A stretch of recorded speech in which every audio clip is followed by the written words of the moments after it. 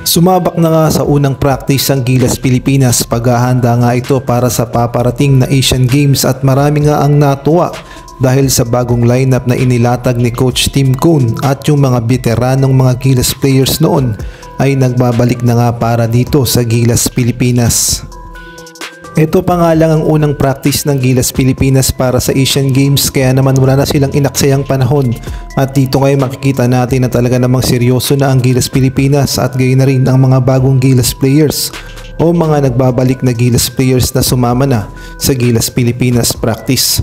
Well, sa kanilang ang Gilas Pilipinas practice ay kumpleto na nga ang Final 12 na gagamitin ni Coach Tim Cone para naman sa paparating na Asian Games.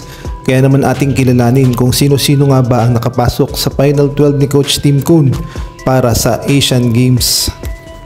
At nauuna nga sa listahan ni Coach Tim Cone para sa Final 12 ng Gilas Pilipinas, nandyan nga si Justin Brownlee. At gayon na rin itong si Scotty Thompson. Kasama din si Chris Newsome, Stanley Pringle, Terence Romeo, Calvin Optana, Japet Aguilar, Moutaw Tua, Jason Perkins, Junmar Pajardo, Calvin Abueva at itong si Angelo Kwame.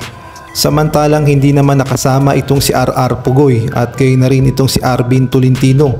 Kasama na rin dyan si Marcio Lassiter na hindi nakasama at itong si Troy Rosario. Hindi rin naimbitahan itong si Mikey Williams at kayo na rin itong si Justin Baltasar.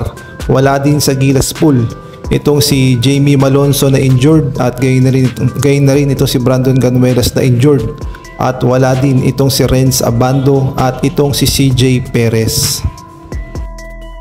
Narito naman ang makakalaban ng Gilas Pilipinas sa Asian Games. Sa September 26, 1:30 PM versus Bahrain, September 28, 11 AM versus Thailand, September 30 versus Jordan. Mabigat nga na laban ito para kay Justin Brownlee dahil mabibigat din ang kanyang makakalaban sa Asian Games. Kaya naman suportahan natin ang Gilas Pilipinas sa kanilang kampanya para sa Asian Games at sana ay makauwi ng gintong medalya ang Gilas Pilipinas para sa bansang Pilipinas sa Asian Games.